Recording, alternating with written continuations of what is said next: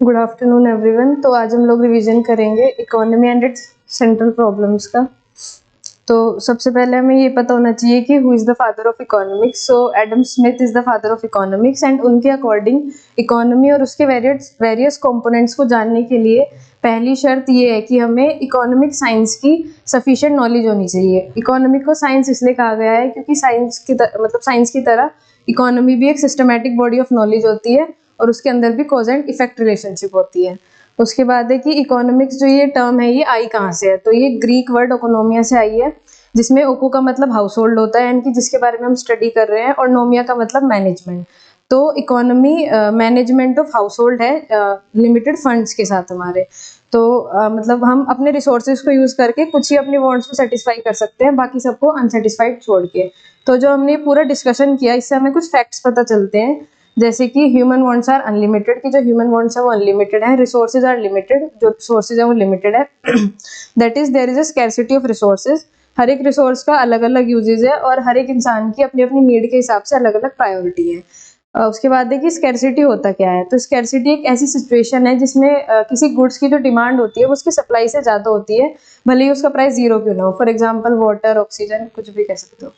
उसके बाद है कि इकोनॉमिक्स का नेचर किस किस तरीके का होता है। तो इकोनॉमिक्स का दो तरीके का नेचर होता है, माइक्रो इकोनॉमिक्स और मैक्रो इकोनॉमिक्स। ये जो टर्म है माइक्रो और मैक्रो, इनको सबसे पहले यूज किया था प्रोफेसर रेजिनर फ्रिश ने 1933 में। ये जो दोनों ही ब्रांचेज है इकोनॉमिक्स की वो एक दूसरे से इंटरकनेक्टेड है और एक दूसरे पे इंटरडिपेंडेंट है। उसके बाद है माइक्रो इकोनॉमिक्स।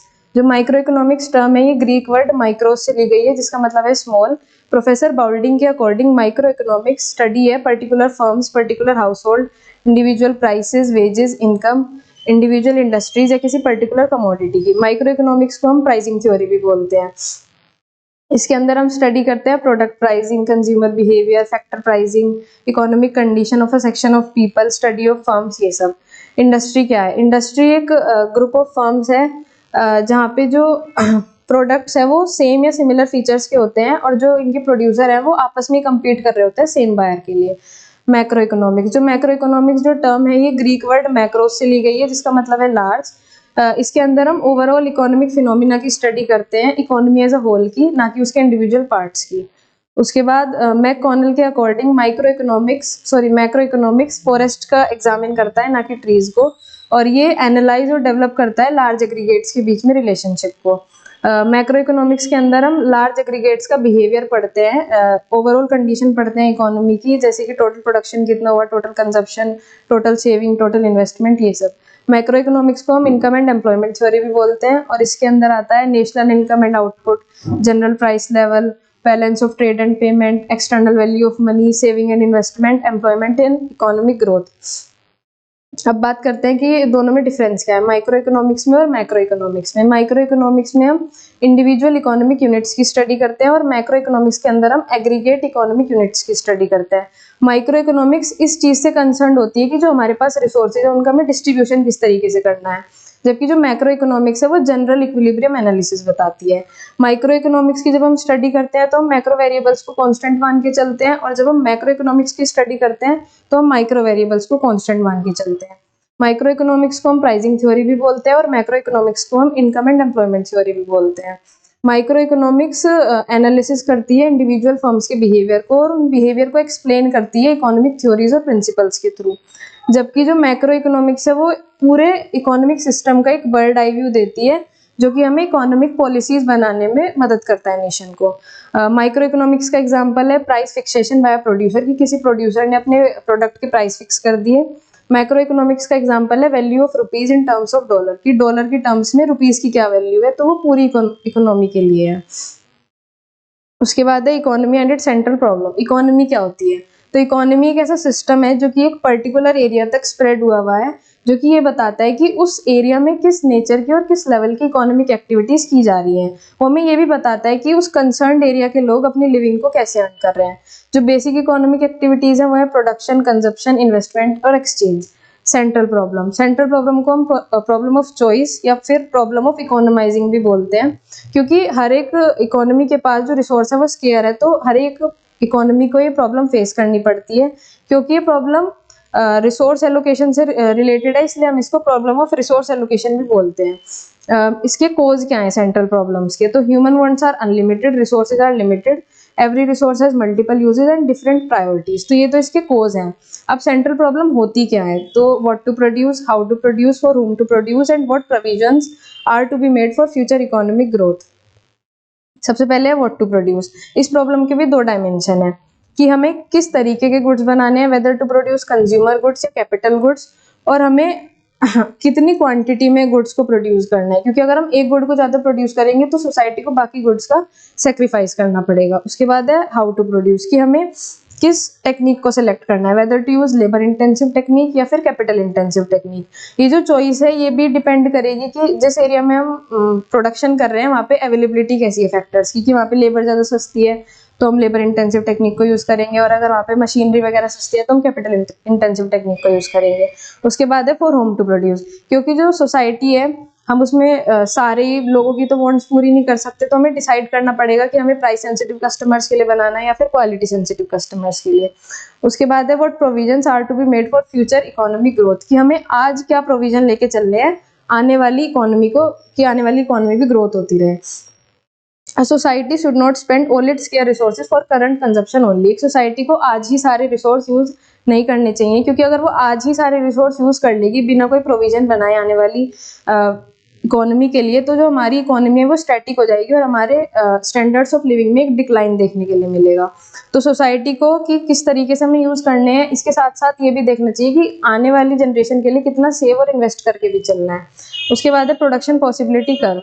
पीपीसी एक ऐसा कर्व है जो कि ये बताता है कि आज के टाइम पे हमारे पास जितने रिसोर्सेज और टेक्निक ऑफ प्रोडक्शन अवेलेबल है, उनके साथ हम दो गुड्स की किस तरीके से अलग अलग अल्टरनेटिव प्रोडक्शन पॉसिबिलिटीज बता सकते हैं।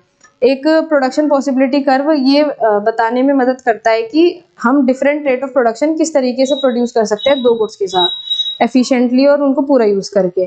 पीपीसी को हम प्रोडक्शन पॉसिबिलिटी फ्रंटायर भी बोलते हैं, प्रोडक्शन पॉसिबिलिटी बाउंड्री भी बोलते हैं, transformation line, transformation curve, transformation boundary और ट्रांसफॉर्मेशन फ्रंटायर भी बोलते हैं। जो सारे पॉइंट्स है पीपीसी पे वो सिर्फ शुरू की दो ही प्रॉब्लम को सॉल्व कर सकते हैं, यानी कि what to produce and how to produce. वो फॉर होम टू प्रोड्यूस की प्रॉब्लम को सॉल्व नहीं कर सकता। अब असम्पशंस क्या क्या हैं पीपी की, तो हम यहाँ पे सिर्फ दो ही टाइप के गुड्स ले सकते हैं और हम एक certain amount of productive resources लेंगे और वो फिक्स रहनी चाहिए, बार बार चेंज नहीं होनी चाहिए।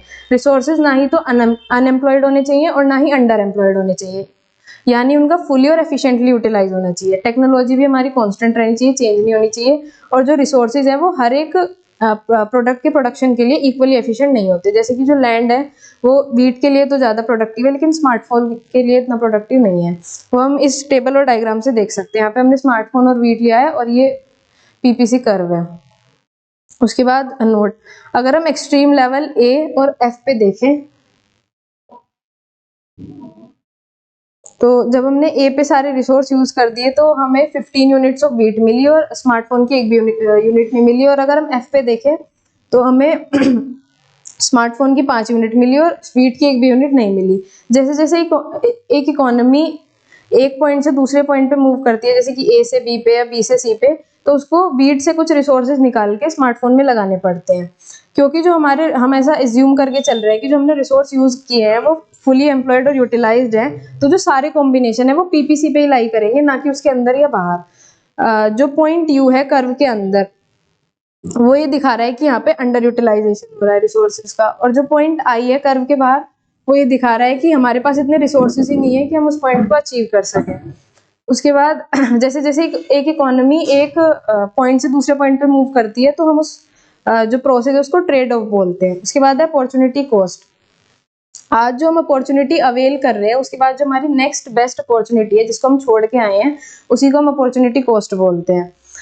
अपॉर्चुनिटी कॉस्ट जनरली एक इंक्रीजिंग ट्रेंड दिखाता है, क्योंकि एक रिसोर्स एक गुड के प्रोडक्शन के लिए ज़्यादा एफिशिएंट होता है दूसरे के कंपैरिजन में। जैसे कि जो लैंड है वो वीट के प्रोडक्शन में ज़्यादा यूजफुल है देन स्मार्टफोन, और अगर हमें स्मार्टफोन का प्रोडक्शन बढ़ाना है तो हमें उसमें रिसोर्सेज भी ज़्यादा लगाने पड़ेंगे, लेकिन जो हमारे पास रिसोर्सेज है वो तो लिमिटेड है, यानी कि जो रिसोर्स वीट के लिए ज़्यादा प्रोडक्टिव है हमें उसे वीट में से निकाल के स्मार्टफोन में लगाना पड़ेगा। तो इसकी वजह से हमें ज़्यादा सेक्रीफाइस करना पड़ेगा वीट का अगर हमें स्मार्टफोन की प्रोडक्शन को बढ़ाना है। उसके बाद है marginal opportunity cost. Marginal opportunity cost ये दिखाता है कि गुड एक्स की एक यूनिट को पाने के लिए हमने गुड वाई का कितना सेक्रीफाइस किया। मार्जिनल अपॉर्चुनिटी कॉस्ट को हम मार्जिनल रेट ऑफ ट्रांसफॉर्मेशन भी बोलते हैं, और जो एमओसी है वो पीपीसी का स्लोप दिखाता है। इसको हम कैलकुलेट कर सकते हैं, MOC is equals to loss of output upon gain of output, या फिर delta Y upon delta X, या फिर सेक्रीफाइस अपॉन गेन।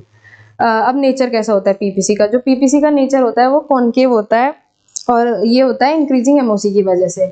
अगर हम इसके एक्सेप्शनल केसेस देखें तो अगर एमओसी डिक्रीजिंग मैनर में है तो जो पीपीसी का कर्वेचर होगा वो कॉन्वेक्स होगा, और अगर एमओसी कांस्टेंट हो जाती है तो पीपीसी एक स्ट्रेट लाइन हो जाएगी, जो कि हम यहाँ पे देख सकते हैं। यहाँ पे एमओसी डिक्रीजिंग मैनर में है तो पीपीसी कॉन्वेक्स है, और यहाँ पे एमओसी कांस्टेंट है तो पीपीसी एक स्ट्रेट लाइन है।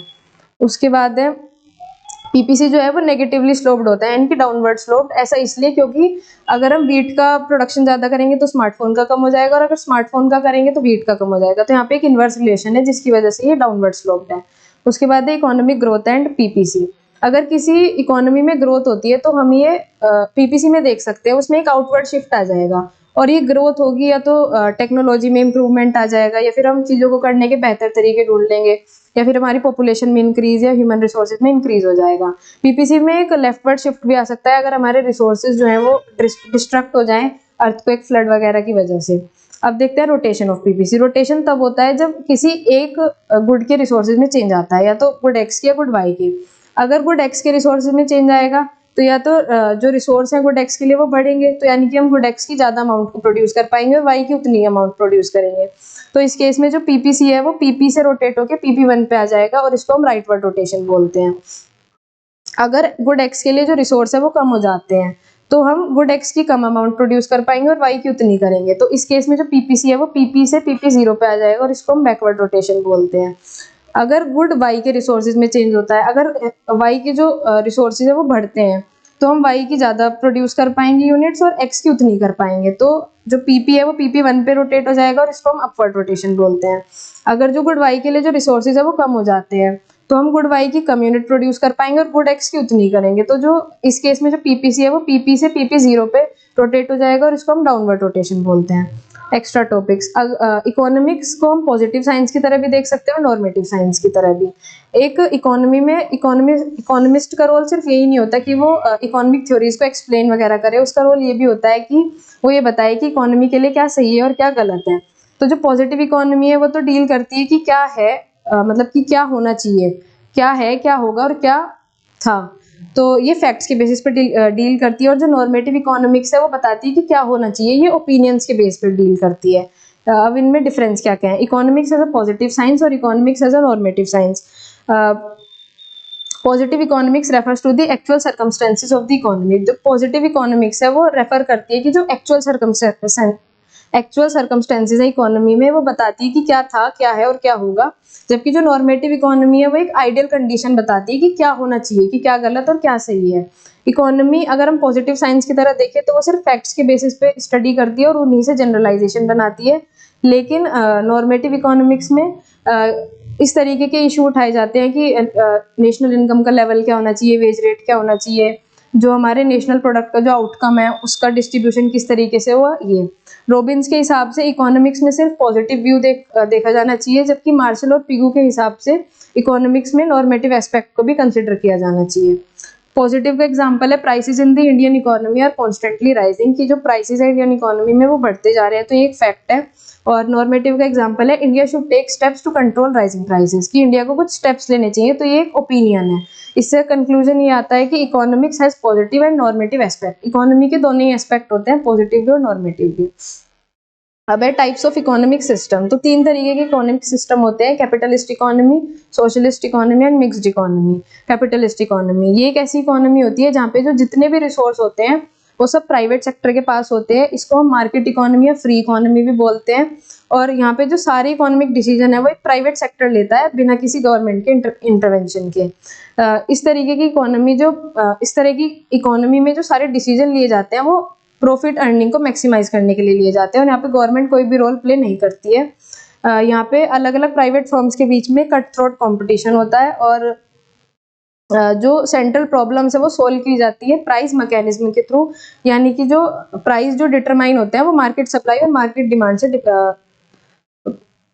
सॉल्व होते हैं। मार्केट इकोनॉमी के अंदर जो कंज्यूमर है वो सोवरेन होता है। अब बात करते हैं सोशलिस्ट इकोनॉमी की। सोशलिस्ट इकोनॉमी एक ऐसी इकोनॉमी होती है जहाँ पे जितने भी जो प्रोडक्शन के रिसोर्सेज है वो गवर्नमेंट के पास होते हैं। इसको हम सेंट्रली प्लान्ड इकोनॉमी या फिर सेंट्रलाइज्ड इकोनॉमी भी बोलते हैं।